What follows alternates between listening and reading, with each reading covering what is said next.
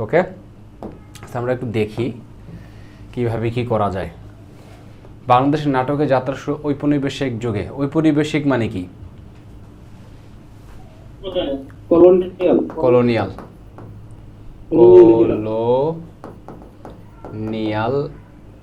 Colonial period বলে, age বলে এরা বলতে পারেন পিরিয়ড। ওকে, আচ্ছা, যাত্রা শুরু। যাত্রা মানে হচ্ছে আপনার বিগিন হওয়া, তারপরে হচ্ছে আমরা স্টার্ট হওয়া, এরকম বলতে পারি।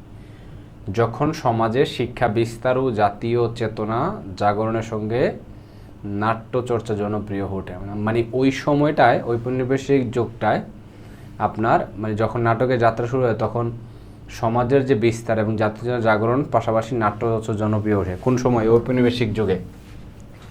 হ্যাঁ, শিক্ষা বিস্তার এবং জাতীয় চেতনা জাগরণের সঙ্গে নাট্যচর্চা জনপ্রিয় হয়ে ওঠে। আচ্ছা, তাহলে আমরা আগে স্টার্ট করি এই অংশটুকু। বাংলাদেশ নাটকের যাত্রা শুরু হয়, তাহলে the journey of drama in Bangladesh. Journey of drama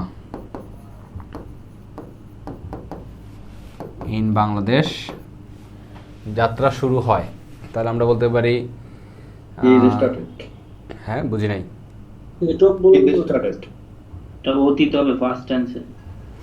হ্যাঁ, স্টার্টেড দিলে হবে শুধু।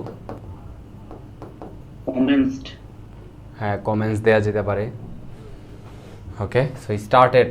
ইন্ট্রোডিউস তো দেওয়া যেতে পারে। ইন্ট্রোডিউস পুরোপুরি না, সামঞ্জস্যপূর্ণ না।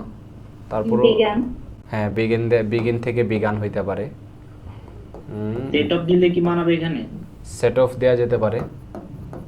লঞ্চ, সেট অফ না, লঞ্চ তো কেউ একজন লঞ্চ করে। আচ্ছা, আমরা ধরেন সেট অফ বা সেট আউটও বলা হয়। যাত্রা শুরু বলতে সেট আউট। সেট আউট, তাহলে আমরা ধরেন সেট অফ যদি দেই, যাত্রা শুরু হয়েছিল। সেট অফ কখন যাত্রা শুরু হয়েছিল? In colonial period. এটা ডিউরিং কলোনিয়াল পিরিয়ড যাবে তো? হ্যাঁ, যাবে ডিউরিংও হবে। ডিউরিংয়ে মনে হয় মাচ বেটার, কারণ এটা একটা লম্বা সময় আর কি। হ্যাঁ, কিন্তু ডিউরিং দিলে এটা আবার আরেকটা ঝামেলাও হয়, কারণ নাটকের যাত্রাটা ওই পুরো কলোনিয়াল পিরিয়ডটা ধরে শুরু হয়েছে ব্যাপারটা এমন না, একটা নির্দিষ্ট পয়েন্ট অফ টাইমে শুরু হয়েছে। ডিউরিং দেওয়া মানে হচ্ছে পুরো সেশনটাকে একসাথে বোঝায়। এটাকে in better, much better, in colonial period. Period যখন, ওয়েন, এই জায়গায় একটা ঝামেলা আছে। সমাজে শিক্ষা বিস্তার ও জাতীয় চেতনা। শিক্ষা বিস্তার আমরা কি বলতে পারি? এক্সপানশন অফ এডুকেশন, অথবা স্প্রেড অফ এডুকেশন। এই মাইক্রোফোন কার সাউন্ড হয়? Spread of education. আরেকটা হচ্ছে জাগরণ। জাগরণ মানে জেগে ওঠা, রাইজ অফ জাতীয়, ন্যাশনাল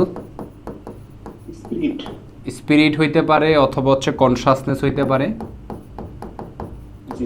স্পিরিট হইতে পারে, কনসাসনেস হইতে পারে। সঙ্গে নাট্যচর্চা। তাহলে আমরা নাট্যচর্চাকে ইংলিশে কি বলতে পারি? প্র্যাকটিস অফ ড্রামা, এটাও বলতে পারি, তাই না?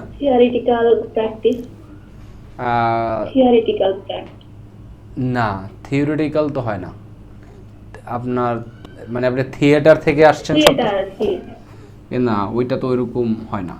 মানে ওই শব্দ আছে কিনা আমার জানা নাই আসলে। এটা এইভাবে না দিয়ে প্র্যাকটিস অফ ড্রামা বলতে পারেন, অথবা নাট্যচর্চা। নাট্য মানে তো নাটকই বোঝায়, সো আমরা প্র্যাকটিস অফ ড্রামা বলতে পারি। আচ্ছা, এখন কিভাবে অ্যাড করা যায়? যখন হইতে পারে। আচ্ছা, আমরা আসি আগে। ধরেন when the spread of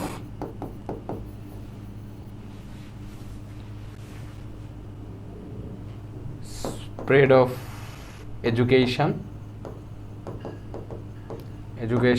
and আচ্ছা, এইখানে আরেকটা কাজ করতে পারি, উইথ দিয়ে দিতে পারি। when with the spread of education and the rise of rise of national spirit, national spirit, এই যিনি এই দুইটার সাথে আমাদের নাট্য চর্চাটাও জনপ্রিয় হয়েছিল। তাহলে থিয়েটার প্র্যাকটিস দিতে পারে শুধু, থিয়েটার বানান এভাবেই মনে হয় না, থিয়েটার প্র্যাকটিস,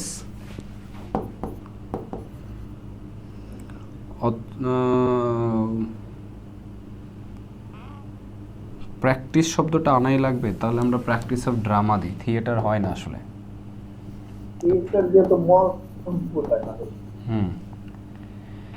থিয়েটার মানে হচ্ছে নাট্যশালা বোঝায় আর কি, যেখানে নাটক হয়। প্র্যাকটিস অফ ড্রামা জনপ্রিয় হয়ে ওঠে, তাহলে আমরা কি বলতে পারি? বিকেম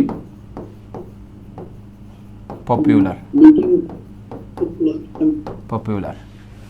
এটা হচ্ছে একটা নর্মাল ওয়েতে করলাম আমরা। না যখন সমাজ